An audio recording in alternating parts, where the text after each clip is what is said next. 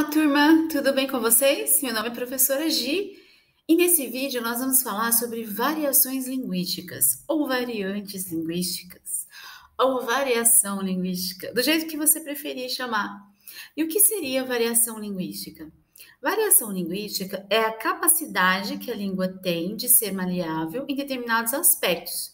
Por exemplo, a língua é um organismo vivo que varia, né? Desde o início do século XX, as teorias linguísticas foram modificando a concepção de língua.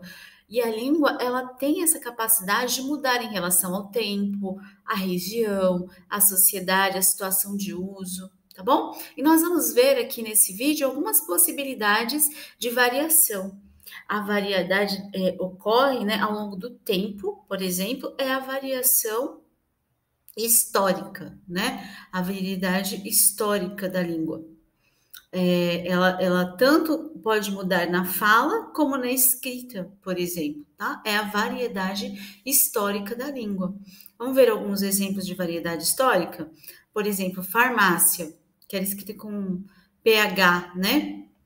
Ainda tem situações que se usa essa forma de escrita. Então, passou a ser escrita com F, né? Farmácia. Vossa mercê, esse pronome de tratamento que tanto muda, né?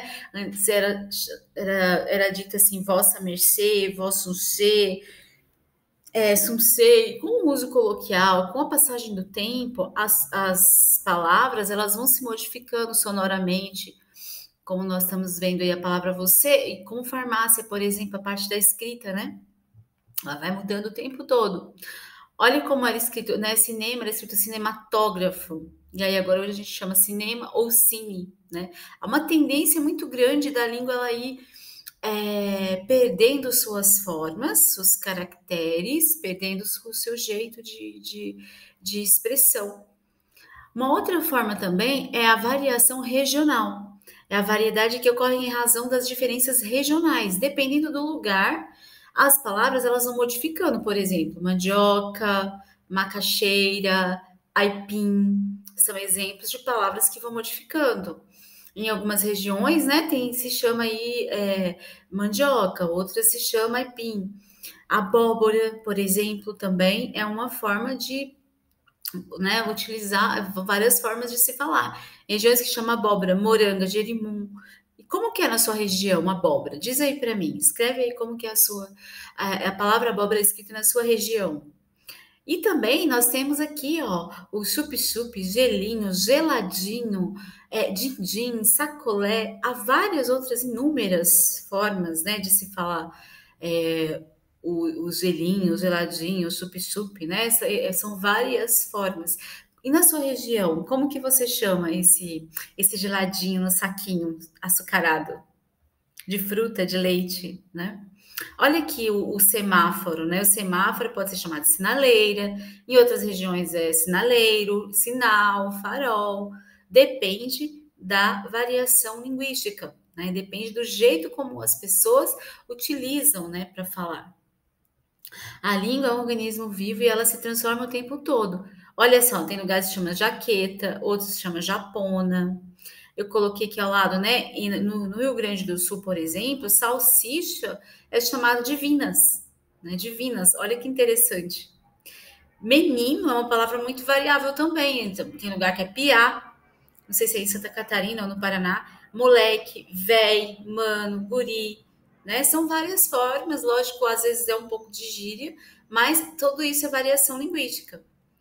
A variedade de língua social é aquela que ocorre dentro dos grupos sociais, por questões de idade, classe social, classe econômica, gírias, tribos. Então, aí a língua vai variando de diversas maneiras, né? E as possibilidades, elas são inúmeras, né? Então, a tribo, por exemplo, as pessoas que pertencem a um determinado grupo estilístico têm um determinado tipo de linguagem. Os médicos têm a sua própria linguagem, os engenheiros têm sua própria linguagem, depende da profissão, a classe social, né? A idade. Quantas vezes a gente escuta os nossos avós com expressões bem antigas, às vezes os nossos pais, os nossos tios, eles falam de maneira diferente, a gente estranha por quê? Porque a língua ela vai variando socialmente, tudo isso está dentro da variação social. Olha essa frase aí, ó. Fui no shopping, comprei um boot e uma peita, uma luna e uma bombeta. Quem é da região sul vai entender muito bem o que eu estou lendo aqui. Mas se você é de outras regiões do Brasil, você vai sentir dificuldade, né? Quer dizer, fui no shopping ou na loja, né? Comprei uma bota, uma botina, uma bota e uma camiseta e um óculos e um boné, né? Seria essa tradução aí para essa frase, que está totalmente na variação linguística, né? Então, a variação linguística, ela é bem ampla, tá? Esse vídeo é só mesmo para você entender o que significa. E também vai depender do estilo e da situação. Ela pode ser de estilo situacional, ocorre de acordo com a situação de uso.